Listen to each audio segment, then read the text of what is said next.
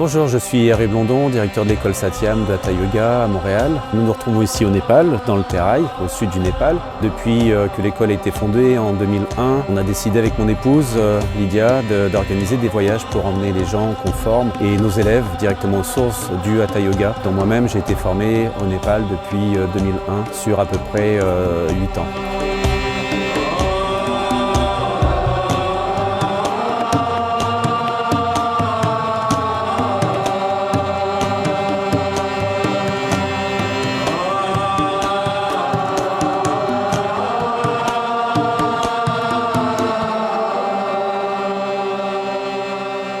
Ces gens, au cours de leur journée, ils méditent. Que font-ils le matin? Ils récitent des mantras. Nous, qu'est-ce qu'on fait le matin? On recherche le café et on essaye que la douche soit chaude et agréable. Pour nous, c'est important qu'on puisse retrouver l'état d'esprit du yoga classique, puisque le yoga se déforme énormément. Dernièrement, on peut le voir par rapport à toutes les tendances qui sont créées pratiquement à chaque jour. Et de nous retrouver dans des régions au pied des Himalayas qui, à mon avis, sont la source du yoga traditionnel, nous permet de retranscrire un petit peu à nos étudiants ce qu'on recherche au niveau des pratiques. Donc on voyage à travers le pays, bien sûr. On n'est pas juste au Terai, on est aussi dans d'autres villes, Katmandou, Patan, Bodhnath, qui sont des lieux sacrés, Bhaktapur. Et à chaque fois, notre idée, c'est de leur donner une session de yoga, bien sûr, qu'on puisse pratiquer le matin, voir un petit peu dans l'essence de ce qu'on transmet, ce qu'ils peuvent recevoir, mais en même temps découvrir le pays, là où ça a pu justement être né, transmis de maître en maître depuis des générations. De leur donner le goût de retrouver cette impression aussi énergétique et cellulaire d'un pays qui vibre énormément par rapport à des enseignements séculaires.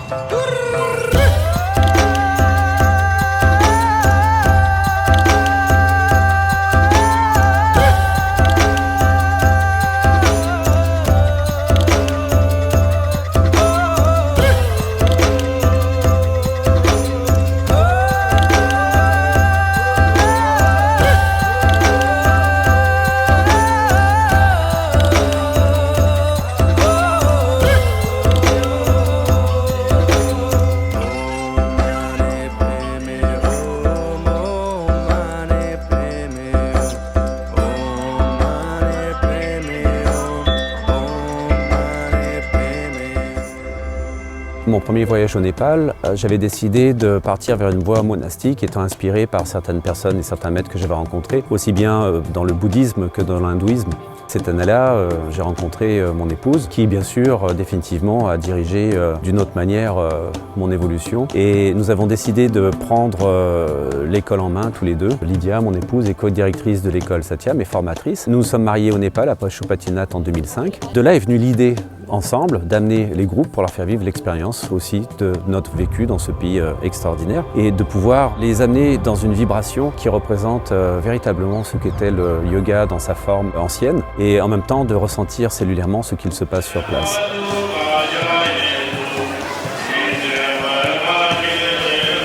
Bien sûr, on leur fait visiter des temples aussi, on leur explique la symbolique des statues hindouistes, des symboles bouddhistes.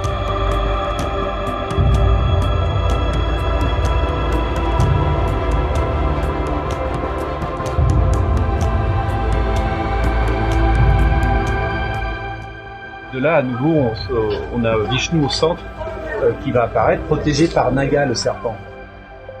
Mon épouse a été formée aussi aux études bouddhistes à l'université de Concordia. Et on a amené tout ça un petit peu ensemble, que c'est un endroit en fait parfait parce que le hindouisme et le bouddhisme, ça se mélange naturellement, sans aucun problème. On a décidé de vraiment partager notre propre expérience, mais aussi avec la vibration de cette terre, de ce pays qui nous parle beaucoup. Pour moi personnellement, la Val de Katmandou puis Népal, il y a une vibration de déesse, de Shakti. Je peux pas vraiment expliquer rationnellement, mais c'est quelque chose qui me convient. C'est ça que je transmets. Alors, dans mes formations que je donne, je l'ai pas choisi. C'était choisi pour moi.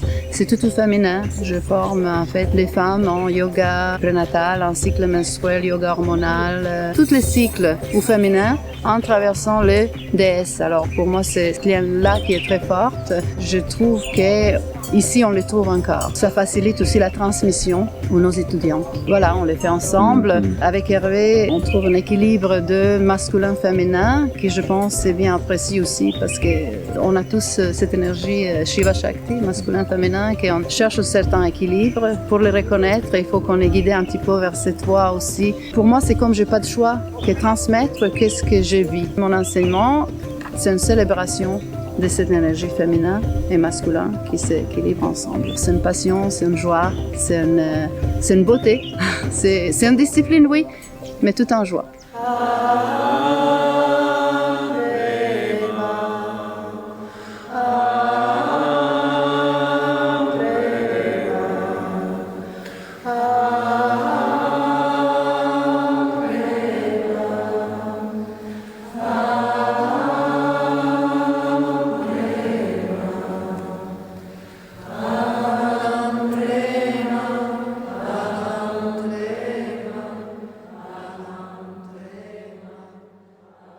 Nous sommes ici aujourd'hui à Patan, ou aussi appelé Lalitpur, qui veut dire la ville de beauté. C'est dans cette ville en fait que j'ai commencé mes études yogiques en 2001, lorsque j'ai rencontré mon professeur maître Sanasi Vishnuswarup. Cet espace de Dubari Square, qui est la place centrale de tout palais royal au Népal. Ici, on est sur la place du palais royal de Patan. Derrière moi, on a le Krishna Mandiram et le temple de Shiva, donc très auspicieux pour les gens qui étudient le yoga. J'y suis resté par période de 3 mois et demi, 2 mois, certaines fois y revenir plusieurs fois par année pour faire mon étude donc du Hatha Yoga classique.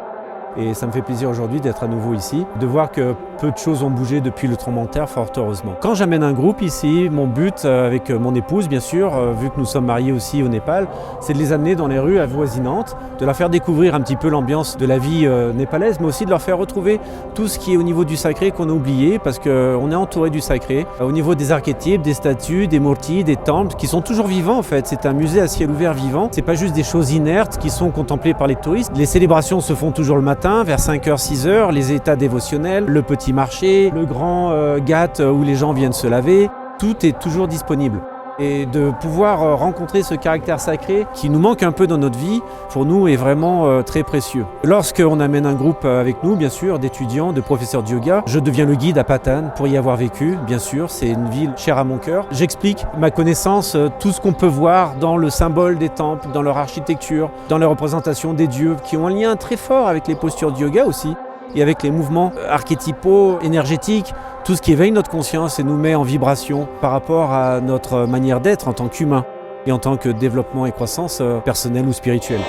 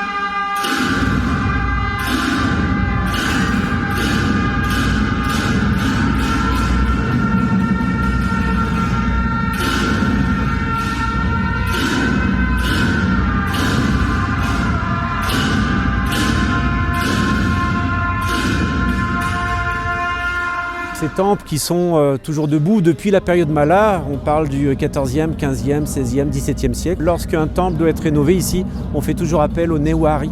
Les Newars qui sont les peuples de la vallée de Katmandou et qui sont spécialisés dans la sculpture sur pierre et sur bois et sur le métal repoussé.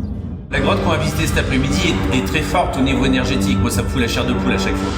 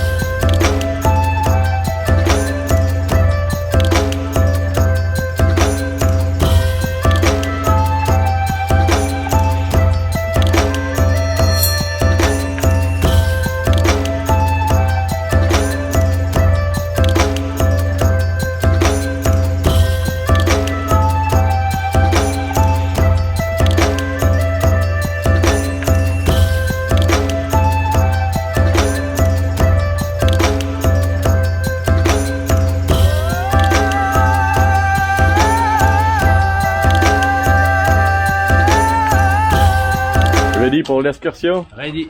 Les villages Tarou aujourd'hui et demain sur les éléphants.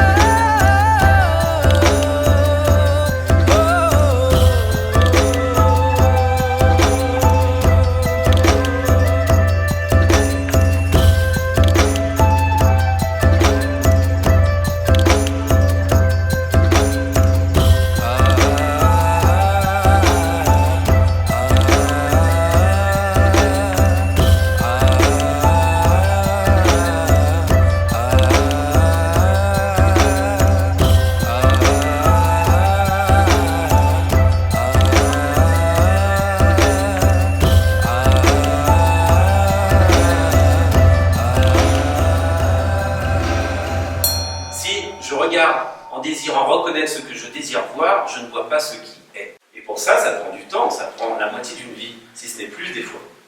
Peut-être pour certaines autres personnes, moins, mais on devrait être capable de voir ce qui est. Pour voir ce qui est, je ne peux pas réagir au phénomène, je dois d'abord le comprendre. Ensuite, je peux amener l'action dans le phénomène une fois que je l'ai compris. Mais je ne peux pas d'abord mettre en avant ce que j'ai désiré avoir, que je n'ai pas obtenu, ou en même temps la forme de ce que je désire voir.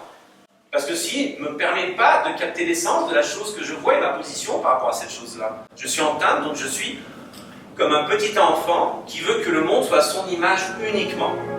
Et le monde ne sera jamais notre image.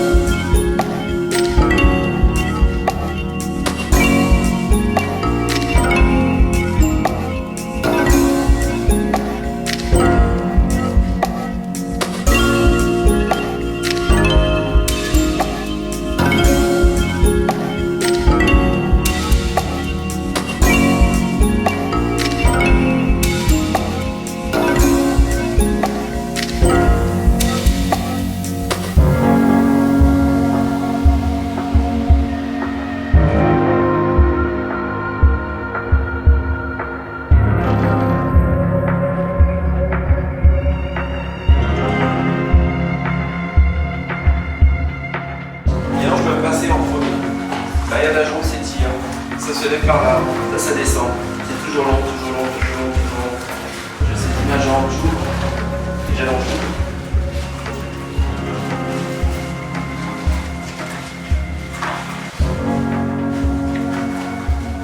C'est parti, j'envoie ton avant, jambe gauche. Donc le pied arrière est tourné vers l'intérieur parce que vous êtes en asymétrie, donc ces postures sur le plan frontal. Et par définition, elles sont asymétriques, alors sur le plan sagittal, elles sont symétriques. Donc si j'arrive véritablement à me mettre en réceptivité, je ne suis plus dépendant de l'atmosphère, ni de la température, ni du lieu, mais de ma propre présence.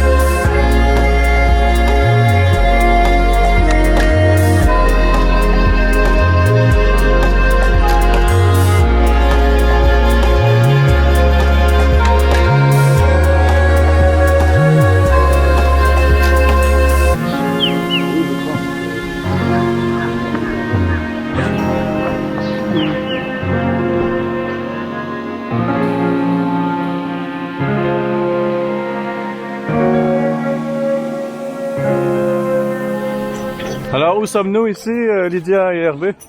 Pashupatinath, Pashupatinath. le temple de Shiva en Asie et au Népal. bien Et on est au gap de crémation.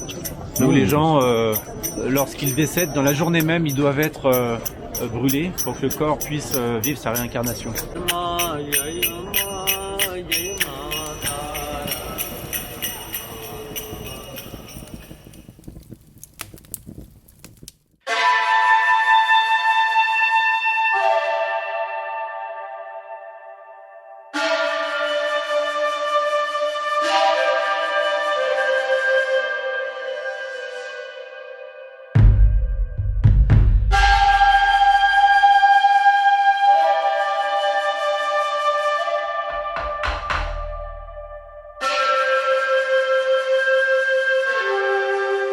Je passe mes épaules sur les couvertures, je me délègue ça, et je monte vers le mot. Ça c'est une Ardha Halasana en fait. Mais de là, si possible, je monte avec les ceintures dans mon Shavasana. Avec la ceinture où? Dans les bras. Les bras. Je descends, je peux finir ici.